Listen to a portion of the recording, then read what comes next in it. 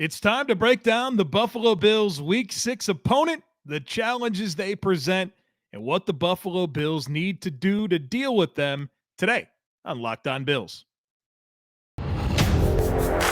You are Locked On Bills, your daily Buffalo Bills podcast.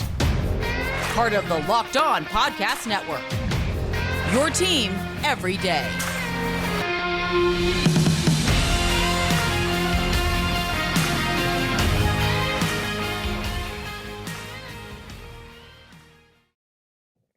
What's up, Bills Mafia? It's Joe Marino from the Draft Network, and I'm your host of Locked On Bills. Happy Wednesday to you, and thank you for making Locked On Bills your first listen every day. And as a reminder to you, we are free and available on all platforms, including YouTube. This podcast is sponsored by BetterHelp. It's not a crisis line. It's not self-help. It's professional therapy done securely online, available to people worldwide. And they have a special offer for my listeners. Get 10% off your first month at BetterHelp.com/LockedOn. You know what it is, folks. It's time to get ready for the Kansas City Chiefs. A big one on Sunday. Let's talk about it. The Bills are on the road in Week 6 to face the Chiefs.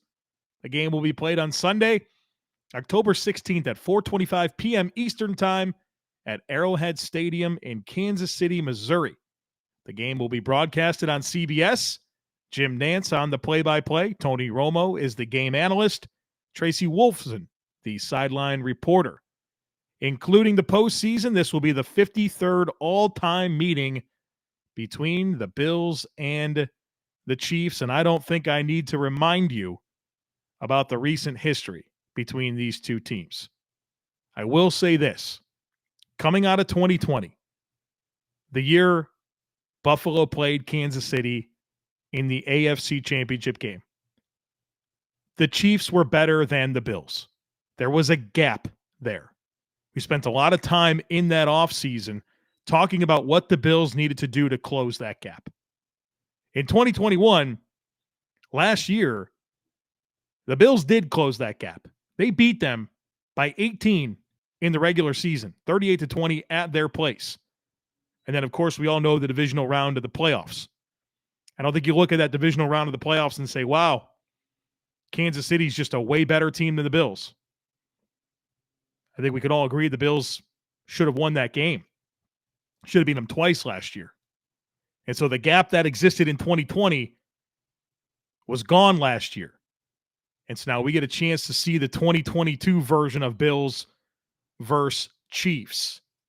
Bills enter this game 4-1. The Chiefs are also 4-1. Kansas City has wins over the Cardinals, Chargers, Bucks, and Raiders, and a loss to the Colts. Head coach of the Kansas City Chiefs is Andy Reid. He's a future Hall of Fame coach. 64 years old. He's in his 24th season as an NFL head coach. 14 years with the Eagles, where he went 130, 93-1. Had a ton of success, went to the playoffs 9 out of 14 seasons, 5 NFC Championship game appearances, 1 Super Bowl appearance. He's now in his 10th season with the Chiefs, where he's 107-43. So for his career, a record of 237, 136-1 with a 19-16 mark in the playoffs. Andy Reid came up under Mike Holmgren. He's had 10 assistants go on to be NFL head coaches. He's amazing. He's challenged 132 plays for his career. He's won 66 of them.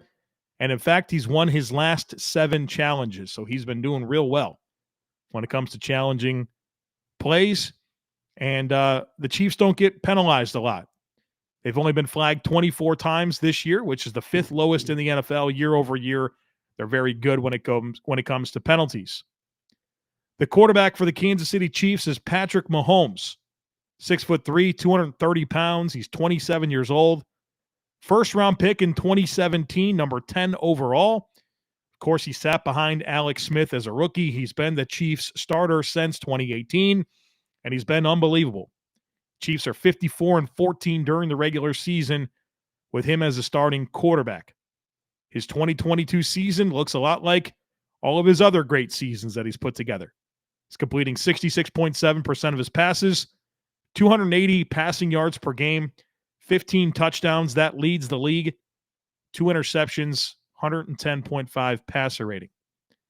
Let's look into his metrics and see if we can find anything interesting. Of course, these are 2022 metrics.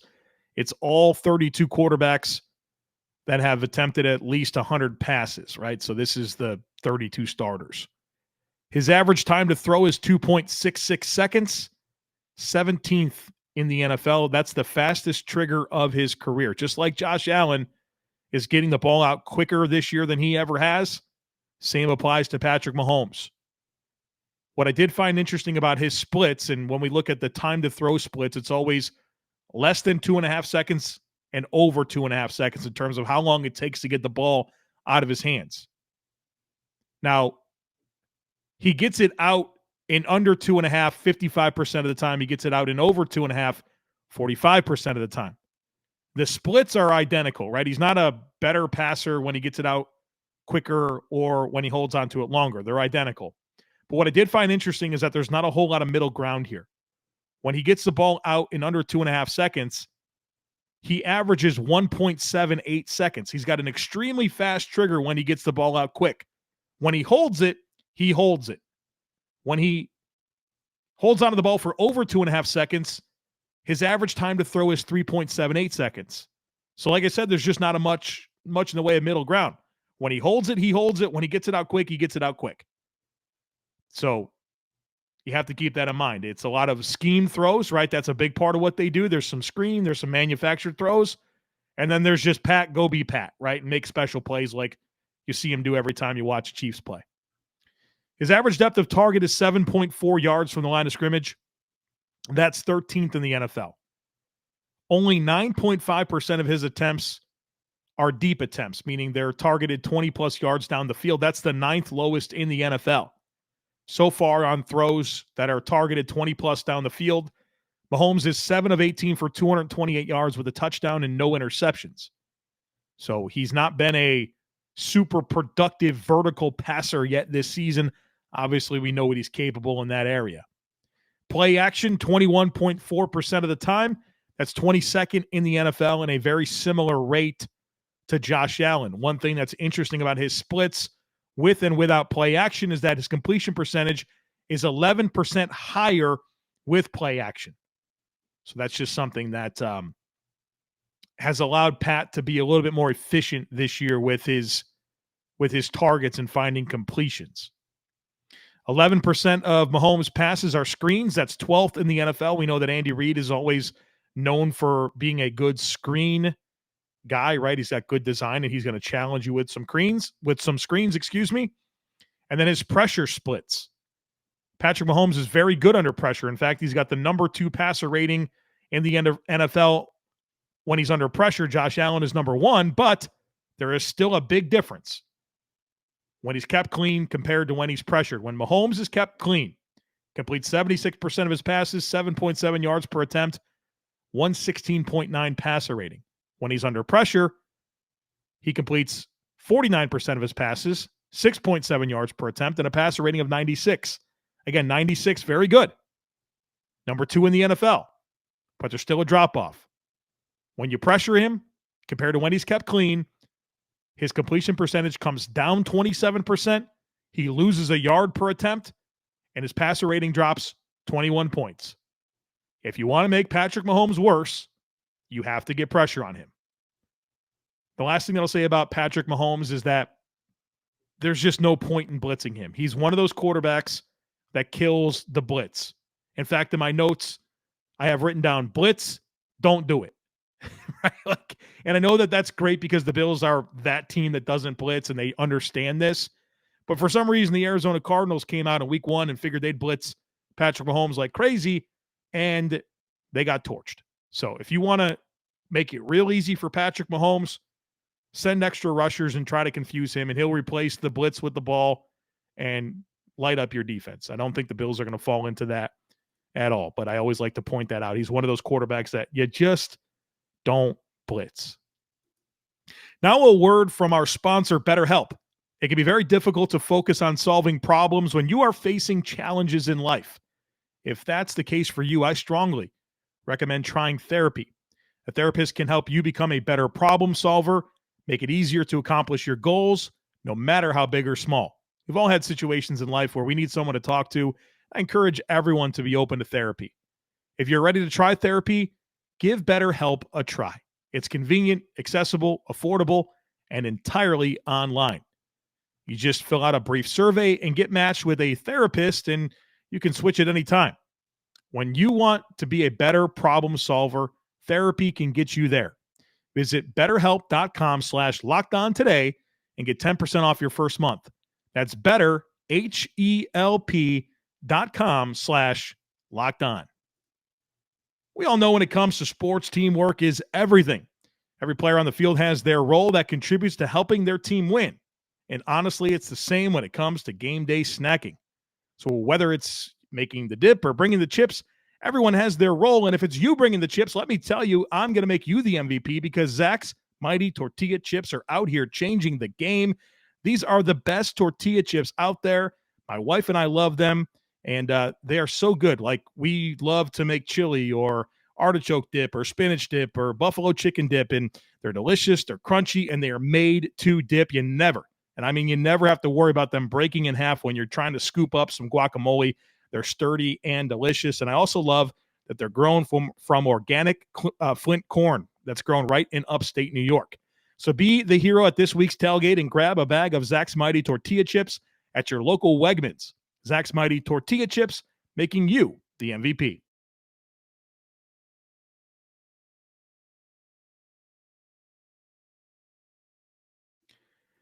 The offensive coordinator for the Kansas City Chiefs is Eric Bienemy, 53 years old. He's in his fifth season as the Chiefs offensive coordinator and as an NFL offensive coordinator. All of his experience as a coordinator has been under Andy Reid with the Chiefs.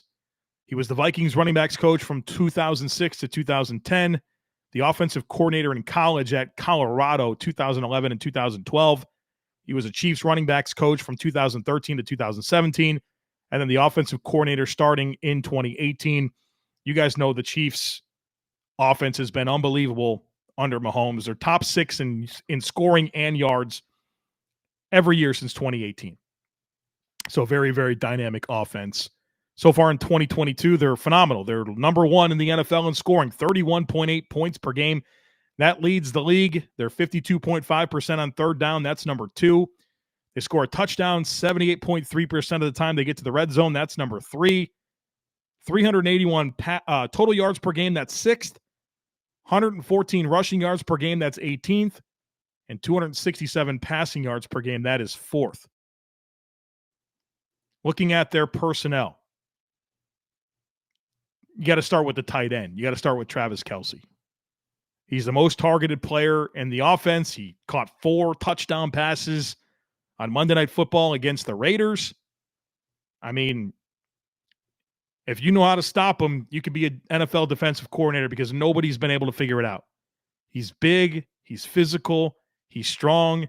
He's smart. He knows how to get open. He's got great hands. He's tough to tackle. I mean, he is just a phenomenal talent. We're talking about a Hall of Fame tight end, one of the best to ever do it. He's a problem. There's no way around it. And he's got great chemistry with Patrick Mahomes. So you got an elite player at tight end. You have an elite player at quarterback, and they're on the same page. And that's a problem. And that'll be a big test for the Buffalo Bills. Obviously, you lean into Matt Milano. You lean into Tremaine Edmonds. You hope Jordan Poyer can help. But you just try to limit a guy like that because he's going to make his plays. And he's going to be frustrating to deal with. Their wide receiver core is looking quite different this year than it has in the past. Their most targeted wide receiver is Marquez Valdez-Scantling. Came over from the Green Bay Packers. Tall, linear type player. Has some explosiveness about him. Has some inconsistency about him. But obviously a player that's finding some production here with the Chiefs. Juju Smith-Schuster came over from the Steelers. He's been targeted 28 times, so I think he's the 3rd most targeted player in this offense. Big slot, ball skills, kind of a savvy guy that knows how to find space and make himself available for Mahomes. And then they also have Nicole Hardman, who's been their most experienced receiver with Patrick Mahomes, but he's not really had a lot of production this year. Only 18 targets. He's the guy that you figured would be their speed guy, their burner down the field. And, to this point, that hasn't really become a thing yet for this offense. And then they also have Sky Moore, who was a second-round pick this year.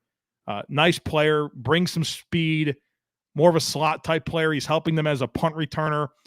They've gotten him going a little bit in the screen game. He's made a few plays. I would kind of say he's been a little bit like Khalil Shakir, where there's been some flashes, there's some ability, but hasn't yet been a big part of their offense, but certainly will as the season moves along and in future years. So they've got a new look receiver core. They still got Kelsey, but look, it all works, right? They're getting a ton of yards, they're scoring a lot of points. And so it's not with Tyreek Hill, but they're probably deeper, right? They don't have that premier number one receiver like Tyreek Hill, but I think they have more complementary pieces in this passing game. Their running backs, they've got a trio here. Obviously, Clyde Edwards-Helaire, you know him. First-round pick a few years ago. Competitive runner. He's not super explosive. He's a little bit like Devin Singletary, where there's a low center of gravity, some passing game ability, not a ton of speed, but a really good ability to navigate space and challenge you with low pad level. Isaiah Pacheco has been awesome for them. He's a late-round pick, right? Has come in and filled a nice role here as a complimentary player to Clyde Edwards-Helaire. Very balanced, physical, downhill runner. And then Jerick McKinnon, who's this X factor for this team. Really explosive back that they've actually thrown the ball the most to of all their running backs. And he provides a speed element that doesn't really exist in Clyde Edwards-Helaire and Isaiah Pacheco. So he's a really nice complementary piece to this offense as a ancillary component, but anytime he gets the ball, you feel like he really provides some value to this offense. So that is their weaponry. Their offensive line, left tackle Orlando Brown. He's in a contract year. He wants all the money in the world. He's been an NFL starter since 2018. I think he's been more of an up and down player than anything. I wouldn't pay him what he's asking. Has his moments, obviously a better run blocker, but he certainly challenges with speed. He's a big, massive tackle with heavy feet. And so you can get to his edges and if you got some flexibility and speed about you, you can get around him. At left guard, they got one of the best in the business, Joe Thuney. He's been on the Chiefs now for his second season, was with the Patriots before, one of the best guards in the game. Their center is Creed Humphrey, second-year player, second-round pick last year. He was phenomenal as a rookie, and he's phenomenal again this year. One of the better centers in the league already. Their right guard is Trey Smith. Was a late-round pick last year and is an absolute stud for this football team. I think he's going to be one of the best offensive linemen in the game for a long time. He missed Monday night against the Raiders. I suspect he'll be back this week.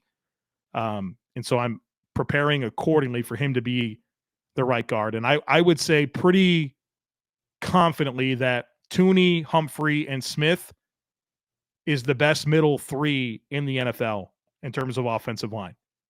The right tackle is Andrew Wiley, who's a nice player for them, 47-game starter, has played guard and tackle. He's been a serviceable fill-in starter. I don't think he's a guy that you love as a starter, but he's serviceable. And so this offensive line is elite in the middle, but I think the tackles is where you have a chance to really get some wins there. So, but man, a rock-solid middle three, which is important for kind of their structure, right? With Pat Mahomes and avoiding pressure in his face and maintaining a very good depth of pocket. I mean, it's a very smart construction of this line. And so they can kind of get by with average to below average tackles because of the wall that they set with that middle three. So different type of makeup, right? You normally see teams prioritize the tackles more than the guards. But I kind of get it for Kansas City. Makes a lot of sense to me. So what are my keys for the Bills on defense against this really friggin' good Chiefs offense? Number one, pressure with 4. And I know that goes without saying, but the Bills' defensive line has to show up. You have to contain Mahomes in the pocket. You have to affect him with 4. I mean, this is why you signed Von Miller. This is why you drafted Greg Rousseau in the first round and Boogie Basham in the second round and A.J. Epinesa in the second round. It's for this moment. Ed Oliver in the first round. You signed Tim Settle. This is why. This is why. You got to win. You have to win with those guys. Von Miller has to show up on Sunday. I don't think he won't, but I mean, these are the moments, right? And Greg Rousseau was the defensive player of the week in his first outing against Mahomes and the Chiefs, and you saw the way he was able to impact that game. You need all of that, right? All of that impact, all of that compression, the speed from Miller, the long arms and heavy hands and motor of Greg Rousseau. It's time to put your big boy shoes on and dominate a football game. So number 1, pressure with 4. The defensive line has to show up, and you have to contain Mahomes in the pocket. So I know he's not Lamar Jackson in terms of mobility. He's got tons of athleticism. He can beat you with his legs. But what you want to avoid is when he can get outside the pocket and make throws. So you have to be disciplined with how you rush him. You have to stay in your lanes. You can't give him easy escape outlets. He rolls right and buys extra time, he's going to complete the ball.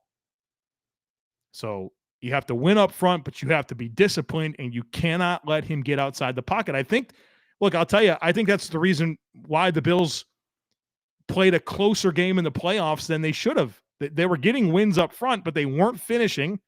And because they weren't finishing Mahomes, they couldn't get him down. He was able to navigate and move around and make throws. So it's a tough challenge. But you have to contain him in the pocket the best you can. And he'll drift. He'll go backwards. He will do that. So you remember that play, the interception, Jordan Poyer against Lamar Jackson to kind of seal that game? Jordan Poyer, great play on the ball, but that was made possible because of what Shaq Lawson and Greg Rousseau did with their rush to kind of compress and maintain their contain and force Lamar back and to be in an uncomfortable spot to try to fit that ball in. You need a lot of that. And Von Miller has to be careful. And I know that Von should be well acquainted with Patrick Mahomes, having played in this division for a number of years together.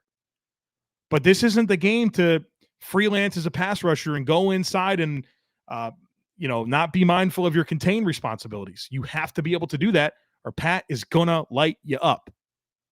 Number 2, space the field with 7 in coverage and stay disciplined, right? This is tough, right? You're going to have to cover for a long time. When he holds on to it, it's nearly for 4 seconds. It's a long time to cover. And so you have to stay in phase and you have to stay disciplined. Patrick Mahomes is exceptional at creating space for his targets with his eyes and manipulating coverage and looking one way and forcing guys to move out of their zones and creating a little space and throwing the ball to a spot that you left to his guy. You have to cover and be disciplined for a long time and be mindful of how you space the field. You want to flood the coverage lanes and make it hard, right? Make it as hard as possible to slot throws against your defense. And that comes with disciplined, consistent coverage spacing. Number 3 is tackle. And the Bills have, like I talked about on herd mentality, best tackling defense we've seen under Sean McDermott. But I'm telling you, screens are going to come in this game. They're going to come. They're going to try to isolate some of their guys in space, Sky Moore, Jerick McKinnon, and try to get some yards after catch and make you think about pinning your ears out back and selling out to rush the passer. So you have to tackle, and this offense is good enough on their own. You don't have to give them extra, right? You don't want to give them extra yards because you didn't make a tackle. This is a big-time tackling game. It always is, right? But in a game like this, when you're going up against a great team with a great offense, you don't want to give them anything extra. So tackling securely and being sound with your fundamentals there is going to be key. Number 4, this is another similar one from the Ravens game. Just keep playing. The Chiefs are elite on offense. Number 1 scoring offense in the league. They're going to make plays. Patrick Mahomes is going to do stuff that is annoying, right? He's going to make you miss in the pocket. He's going to make a throw. And even when you have perfect positioning, you're going to be wrong and they're going to make plays, right? Just keep playing. Stay dialed in. Keep playing. Don't let it get to you. This is one of those mental toughness games, just like the Ravens was. Keep playing. And number 5 is red zone defense. The Chiefs are converting their red zone opportunities to touchdowns at a high clip. If I'm not mistaken, number 1 in the NFL. 81 or 78.3% of the time, they're scoring red zone a touchdown when they get to the red zone. This is one of those games where drives that end in field goals for either team on offense are wins for the defense. Anytime you can limit them to 3 instead of 7, you got to do it. And so you got to tighten the screws in the red zone. They're going to get yards. They're going to make plays. But can you avoid them scoring touchdowns and force them to settle for field goals? That's going to be a defining component in this big-time AFC showdown. BetOnline is your number 1 source for football betting this season. Find all the latest player developments, team matchups, news, podcasts, and in-depth articles and analysis on every game you can find. And as always, BetOnline remains your continued source for all your sports wagering information with live betting and up-to-the-minute scores for every sport out there. It's the fastest and easiest way to check in on all your favorite games and events, including MLB, MMA, boxing, and golf. So head to betonline.net or use your mobile device to learn more about the trends and the action. It's BetOnline, and it's where the game starts.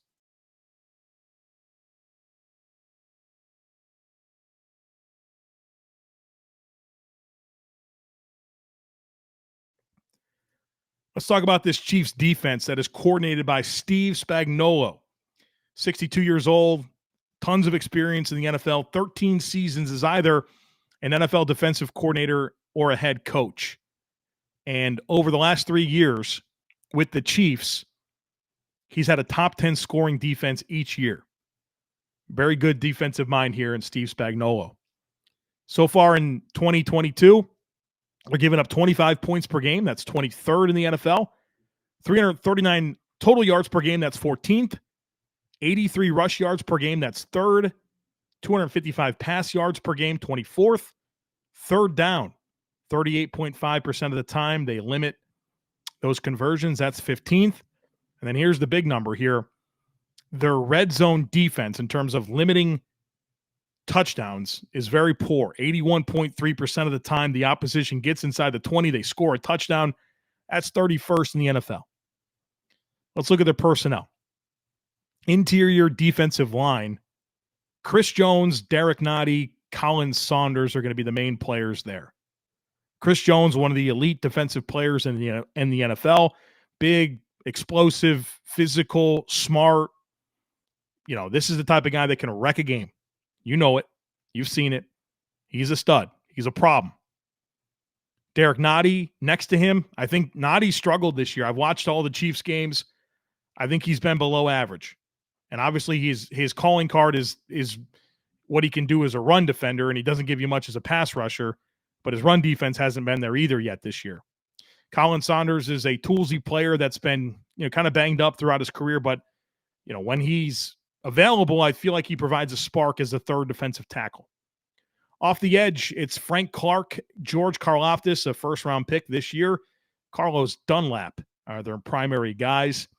Frank Clark, kind of an up-and-down streaky player. There's times where you think that this is one of the best pass rushers in the league. There's times where he disappears. George Karlaftis is a high-motor dude. He's going to play. He's going to bring it. He's going to attack gaps, and he's going to hustle through the whistle on every single play. And he's making plays right now just based off of effort alone. And then a veteran player in Carlos Dunlap that hasn't made much of an impact yet for this team, but an established player in the league that is very capable of affecting your quarterback. At linebacker, Nick Bolton and Darius Harris with maybe some Leo Chenal. Willie Gay is one of their preferred starters. He's suspended, so that's a big loss for them.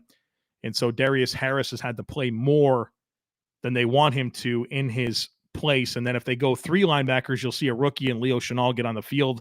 I'm not sure this will be a game where he'll play a ton unless it's going to be blitzing and trying to send his athleticism at Josh Allen. But Nick Bolton is an enforcer on the second level, second-year player, second-round pick out of Missouri, really dynamic downhill player. He's a bowling ball. He packs a punch, tone setter, physical, really good run defender that can blitz and has been a little better in pass coverage than I thought he would be. Not that he's a great man-to-man matchup space player, but shallow zone drops and kind of trigger and tackle, he can get by. But, man, this guy's an enforcer as a downhill player. At corner, it'll be Rashad Fenton and Jalen Watson on the outside with L'Jarius Sneed as the slot corner. L'Jarius Sneed's one of the best slot corners in the league. Impact player, tackles, can blitz, defend the run, good in man coverage. And so the Bills slot receivers will have a big challenge with Sneed. But then on the outside, I think Rashad Fenton's like an average player. He's kind of grabby, up and down, streaky. You can get completions on him. He's best when he can get some disruption at the line of scrimmage and throw off the timing of your route. Then Jalen Watson is a 7th-round rookie out of Washington State who has had to play this year a lot more than I think they anticipated because Trent McDuffie, their other first-round pick, got hurt in week 1 and hasn't been available. And so it's kind of put Jalen Watson into the lineup. And I think he's mostly held his own, to be honest with you. I know that the Raiders early in that game on Monday night kind of went after him a little bit, and he showed some vulnerability, but he's also kind of held his own. And I think he'll probably be a guy that they'll play a lot on Gabe Davis for kind of the size components there. So Sneed's kind of their dude at corner. He's a good player. And then at safety, you have a couple of veterans here, Justin Reed, who they're paying a decent amount of money to come over and be one of their starting safeties, and then Juan Thornhill, if I'm not mistaken, he's in a contract year as the other safety next to him.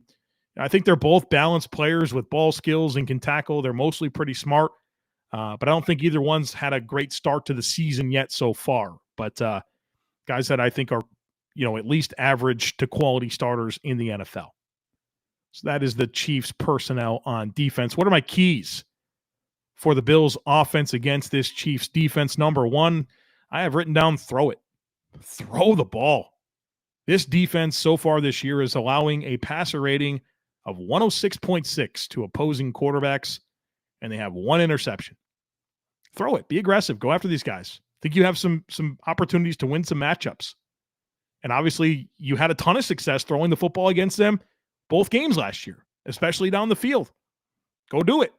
And we'll see how they play it, right? In the divisional round playoff game, they said, we're going to take away Steph Diggs and see if Gabe Davis can beat us. And I think Gabe proved that he can beat him, right? The circumstances of the game didn't allow that to actually be a true statement, but Gabe made some huge plays. And so we'll see if they pay him some extra attention. And then from there, do you get some of those ancillary players like a Khalil Shakir, like a Isaiah McKenzie going a little bit more in this game? Maybe get the tight ends going. I think you have some opportunities here to really spread the ball around and take advantage of this Chiefs secondary. Number 2, I have written down finished drives. The Chiefs have been a terrible red zone defense this year. 78.3% of the time, they give up a touchdown. That's 31st in the NFL. So they're great at scoring touchdowns when they get to the red zone, but they're bad at preventing them. And this is a game where you have to execute in the red zone. Just like I talked about on the other side of the coin here, where anytime that you can limit them to field goals and not touchdowns in the red zone, that's a big win for you. Well, it's the same the other way around, but they're bad on red zone defense. So you have to take advantage of that, and this isn't the week for them to find themselves defensively when it comes to red zone defense. You got to finish drives with touchdowns. Number 3, don't let Chris Jones wreck your game. We know what he's capable of. He can really ruin some stuff. Have a plan. Have a plan for that guy. Number 4, mix in the run. I know that statistically this run defense has been pretty good, but I think there's been some circumstances that play into that more so than their actual ability to stop the run. I just watched Josh Jacobs run all over this defense. 21 carries, 154 yards, over 7 yards per carry. There's some leaks in that run defense. Study that tape and figure it out. The Raiders' offensive line stinks, and they ran the ball all over Kansas City. So I would be very interested in kind of mixing in the run and seeing what you can gain from that game plan to find some leaks and attack them with the run a little bit. And that includes Josh Allen. I do some design quarterback run with Josh Allen this week. And the last thing I have written down for the Bills on offense is just be you. Go play the game. You're one of the elite teams in the NFL. This is your stage. You don't have to do anything special. Just go play your game. Just go play your game. You're elite too. You're number 1 offense in the league, number 2 in scoring. Your quarterback's amazing. Just go play. Just go play. Go play your game. You don't have to do anything special. Play your game. I feel like sometimes in a game like this, you can have an urgency to feel like you have to do more than what is required. Just go play your game. Go play your game. Real quick on special teams, their punter is Tommy Townsend. He's been the best punter in the NFL this year. Almost 5 seconds of hang time per punt. He's phenomenal. Their kicker, this has been a problem for them. Harrison Bucker is their kicker, and he's one of the best in the league, but he's been injured. And they've had some struggles because of that. They've rotated in a few different kickers. Matthew Wright kicked on Monday against the Raiders. I think he made a 59-yard field goal, but he missed some others. And so they kind of have a shaky field goal situation. And then their kick returner is Isaiah Pacheco, big physical running back. We talked about him already, a rookie. So, look, maybe he'll make a mistake, but he's a tough guy to bring down. And then their punt returner is Sky Moore, rookie as well. Has a lot of ability in that regard, but, he's a rookie and rookies make mistakes. So maybe see if he'll muff one. Well, the same thing's true for the Bills. They got a rookie punt returner in Khalil Shakir as well. So hopefully the Bills rookie shows up and does well, and their rookie plays like a rookie. All right, folks, that's going to do it for us here today on the podcast. As always, I kindly ask that you share, subscribe, rate, and review. Have a great rest of your day, and I look forward to catching up with you again tomorrow.